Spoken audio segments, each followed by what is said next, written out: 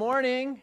Some of you know that we've been doing this dance, if you will, this idea or this thought about a deeper journey. In other words, we've made a decision that this year we actually wanted to go deeper in some area of our life. And so there was this idea or thought about this thing that I referred to as the calling. What is the calling? The calling is something, it's not necessarily your purpose per se, but it could be. But a calling is something where Spirit just won't leave you alone. In other words, it's tapping you on the shoulder, and it's saying, hey, pay attention. And in my opinion, the calling is something that can happen once, or it can happen many, many times in our lifetime. And so the question isn't, is there a calling for you? The question is, are you listening? And so this journey of the calling is something that we're doing out throughout the entire year. And the first part of the calling, the first quarter, that's how we're doing it, was something that I referred to as sacred listening. Because it all starts with this idea of you got to listen. Because again, it's not a matter of is this thing going on or not. Oh, it's going on, trust me. But it's this idea of are we actually listening to it? And then so each quarter we're going to do something a little bit different. So this quarter is called Discernment. And we'll talk about that in just a minute. The next quarter we're going to be talking about action. And then the next quarter we're going to be talking about this whole idea of embodiment, embodying this whole thing. Okay? So, first quarter we spent a lot of time listening. I'm listening. But then what'll happen is, as you sit there and listen, then it's like, okay, great, now what do I do? I've listened, I've heard it, but now what do I do, right? Because we got all the stuff that's going on, that's coming in. And it's like, yeah, but what do I do with it? Then we talk about this idea of discernment. What do I do with this? What do I do? Discernment is the ability to judge well. That's what discernment is, right? And we've had some examples of that. In the Bible, there's a story where Solomon, some of you have heard this, some of you have not, where it's a story of the two women. How many know this story? Bring in the baby. A few of you do, some don't. Each claiming to be the mother of the same baby.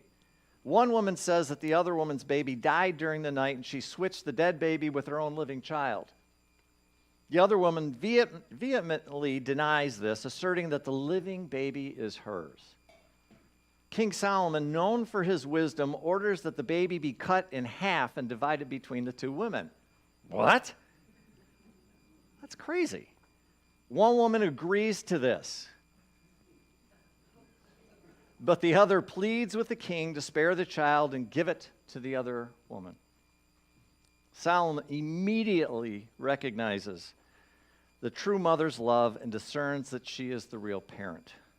He orders the baby be given to her as he shows a willingness to sacrifice, as she shows a willingness to sacrifice her own happiness for the well-being of the child.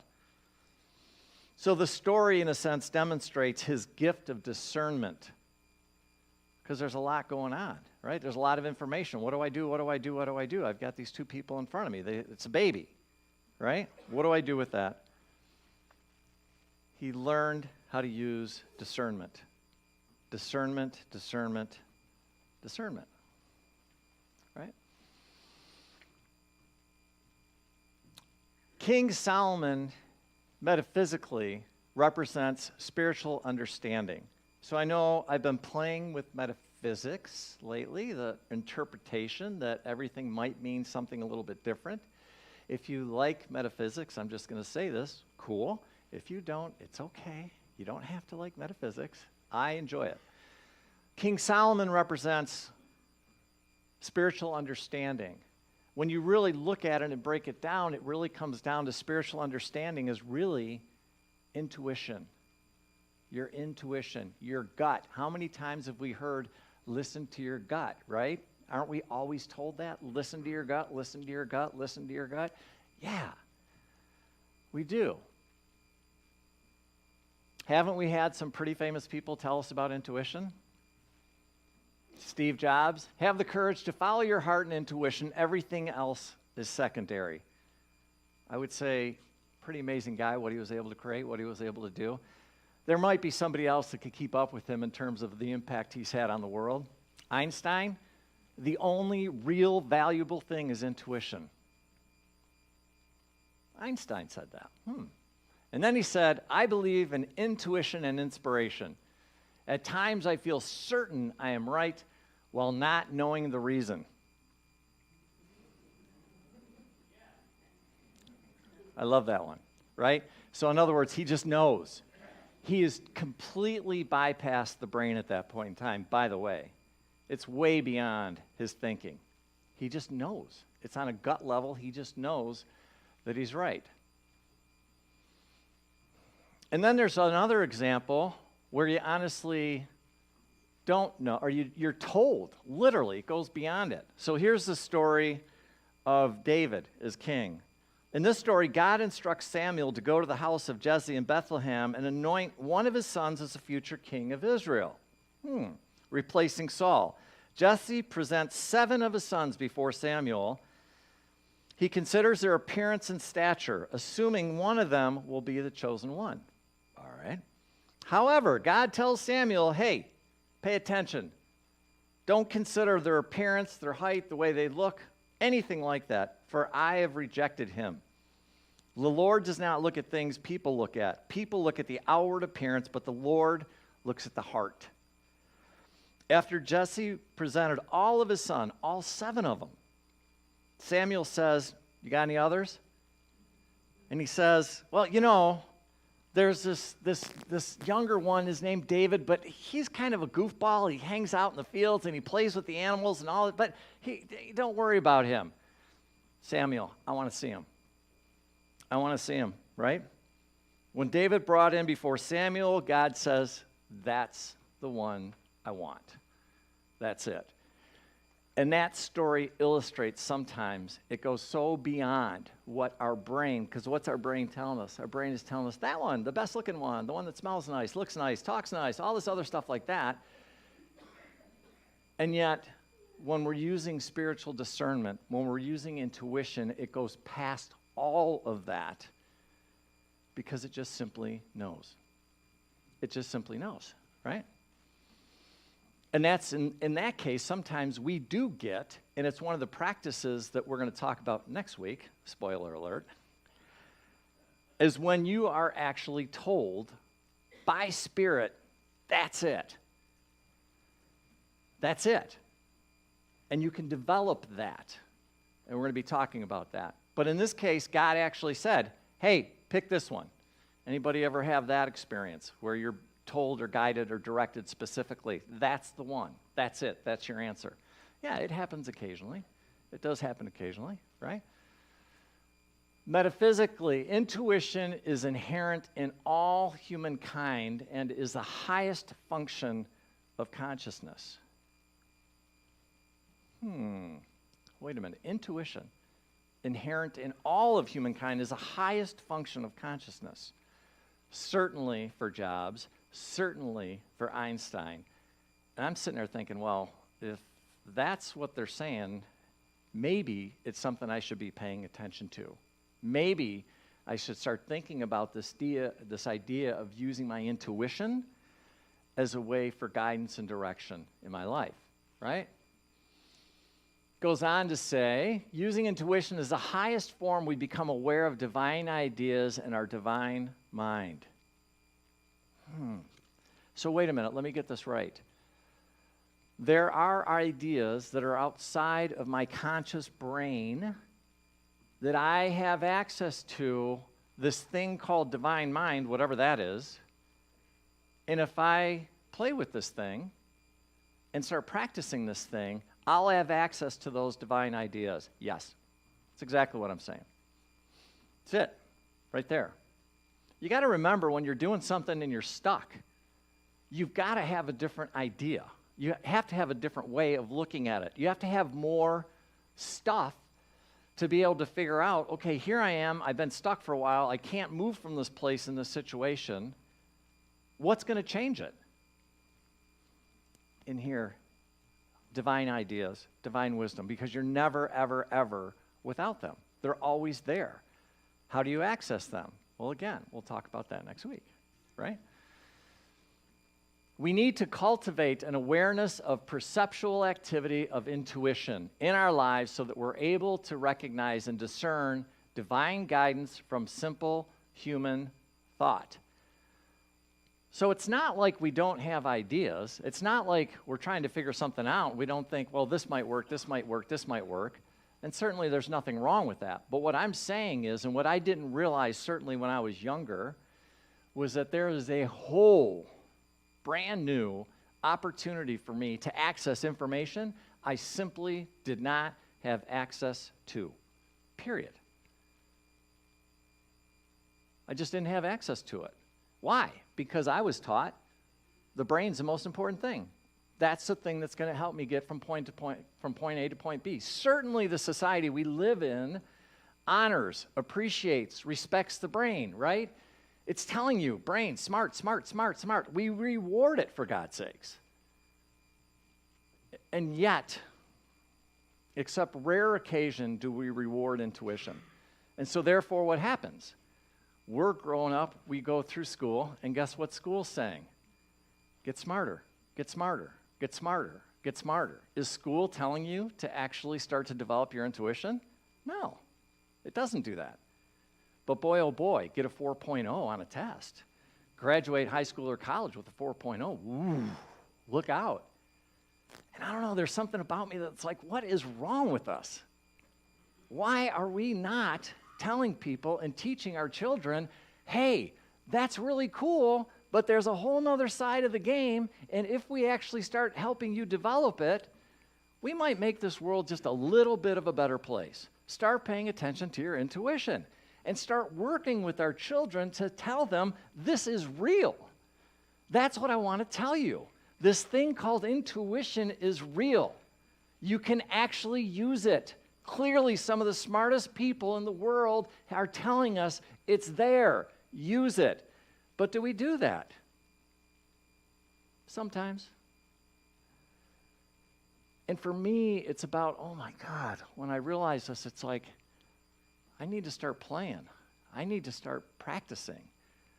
I need to develop this thing because that's what it's about. It's about developing your intuition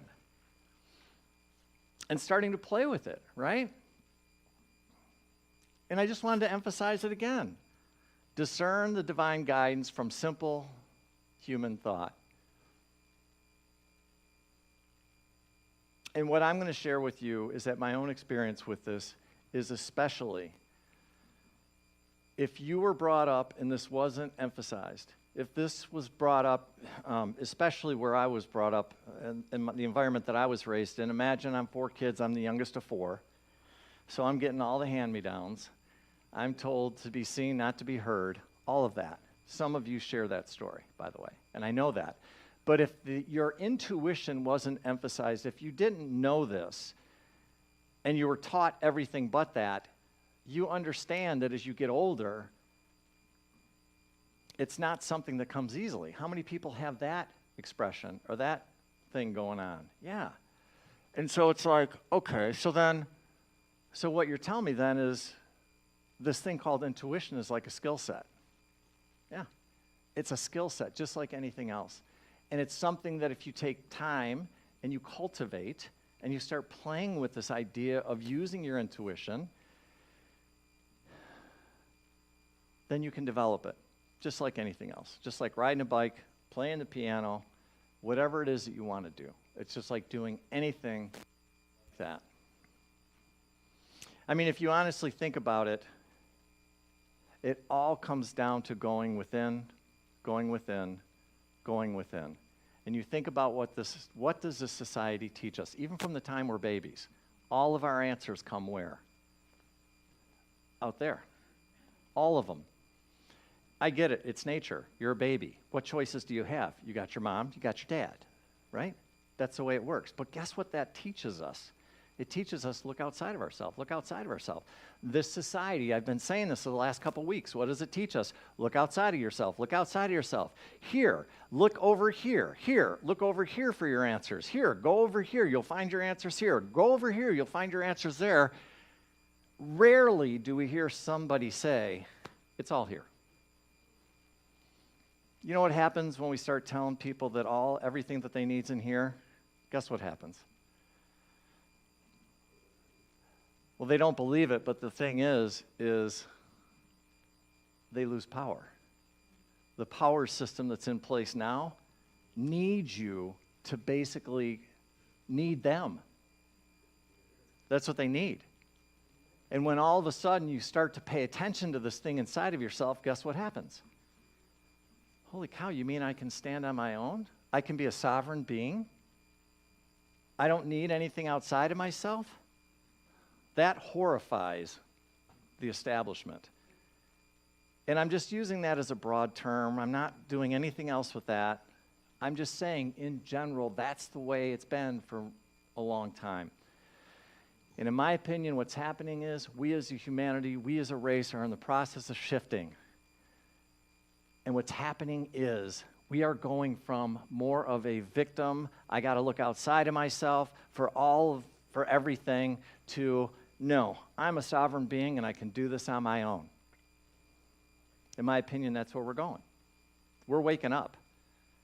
I have wonderful conversations with many of you, and that's what it's about. It's about us shifting. And I think we are on the very, very beginning of a huge wave of people waking up. How do I know this? Because I can see it. How do I know this? Because I have people that come in and talk to me, and they'll look at me and they'll say, I don't know what's going on. Something's happening though. And I'm like, cool, you're waking up. Right? And that's what's happening, is the consciousness, this idea, this thought, this possibility that we as a human consciousness are starting to shift. Everything out there wants to tell you just the opposite. Everything out there wants to tell you, nope, it's worse now than it's ever been. Nope, ain't happening. Nope, nope, nope, nope, nope. And for every one of those stories, I'm telling you, I got 20 that can prove to you otherwise. The only difference is I don't have a way to get out there and be on the front page of a newspaper or radio station or anything else that's out there to prove it to you. But what I'm telling you is we are waking up, and that is where we are going. That is what's happening. And this whole thing, what we're talking about here, is that. This whole process is going within, going within, going within. Yes, all of you have the same thing inside of you that Jesus did, that I do, that Jerry does. Right? You all have it within inside of you. And it's just spending a little bit of time and starting to listen, starting to pay attention. This idea of developing a handful of spiritual tools that you can use to connect you with yourself, to connect you with something far greater that loves you, that supports you, that's not sitting there judging you or shaming you or blaming you or telling you that you're going to spend the rest of eternity in hell? Are you kidding me? No. No. That story's gone, folks. It's gone. And what's happening is people are starting to go, wait a minute. There's something here. I may not understand it. I might not know how to work with it, but I know something's here, and I want to figure it out. What I'm telling you is do it. Go there. Ask the questions. Listen to what you're being given. Listen to what you're being told. Follow those intuitions. Follow the idea to read a particular book. Listen to a particular song. Talk to a certain friend. Do that, because that thing that's calling you is leading you towards your own freedom and your divinity. That's what it's doing. It's powerful. It's moving. It can be amazing. It can be a really, really cool dance. I know I get a little heavy up here, so just take a deep breath. But it's like, look, it can be really, really fun, and we're shifting. So let's do it together. Let's grab each other by the hands, because sometimes it gets hard. Let's just get real about it. Life sometimes gets hard. But we can also sing, and we can also laugh, and we can also be in joy together and share with each other and love on each other. To me, that sounds like a really good time, right? So, to wrap things up a little bit, sacred discernment, it's the highest function of consciousness. The highest function of consciousness. Spiritual understanding equals your intuition. Okay? And it's a skill set that can be developed. You can sit there and you can play with it. You can sit there and start to experiment with it. You can sit there and ask yourself, hey, what do I need to do to start developing my own intuition? And just because of who and what you are, guess what happens? The universe is going to respond. Why? Because of who and what you are. That's why. That's how connected you are. But we've never been taught that. We've never realized it. And we've never started to play with it. And that's what I'm asking you to do. That's what I'm prodding you to do, is go play with it. Have some fun with it. Laugh with it. Like I said, God loves to laugh. Loves it. It's okay to have a tear here and there, but ultimately, let's play with it and do it together in community and create whatever it is that we want to create. We can do that too. We can do that too. Right? So next week, we're going to take this to the next level, and we're going to start and talk to you about how. How do I do that? How do I do that? And of course, I have some ideas. Wow. Right? You're amazing. You're beautiful. Your light is shining so brightly. And you know what the coolest thing ever is? I get to sit up here and look at each and every one of you. I get to hold each and every one of you for just a half a second on Sunday mornings, and I get to get blessed by each and every one of you. And that is one of the greatest blessings in my life. You are a brilliant light of the divine, just as you are, just because of who and what you are. And don't let anybody ever tell you you're anything less than that. We are so incredibly lucky to have you here this morning with us. The energy that this place is giving out, holy cow, can you feel it in here? Whew, palpable, right? And that's what we get to do when we make a decision to do it together, which is the best part of all. So thank you, each and every one of you, for coming here this morning, for spending a few minutes with us, and just for holding the space and blessing us. You are a blessing. God bless. Namaste. Namaste. Hey, it's Reverend Mike here. I just wanted to stop for a moment before you get on with your day, and thank you so much for spending time with us this morning. It means the world to us, and I just wanted to let you know if there's anything that we can do to make your experience even better, please do not hesitate to reach out by going to our website. I also wanted to offer you the opportunity for us to get together and sit down so I could get to know you a little bit better and answer any questions that you have. I can either do that by either getting together in person, have a cup of coffee, or we can meet online via Zoom. If you're interested, please don't hesitate to reach out. You can reach me at michael@courage2thrive.com. And lastly, if you find these messages are helping you, we would be tremendously grateful if you'd consider donating to the center. The best and the easiest way to do that is simple. Just go to our website. Again, thank you so much. Hope you have a great day. Hope you're doing well. God bless, and we hope to see you soon. Bye-bye now.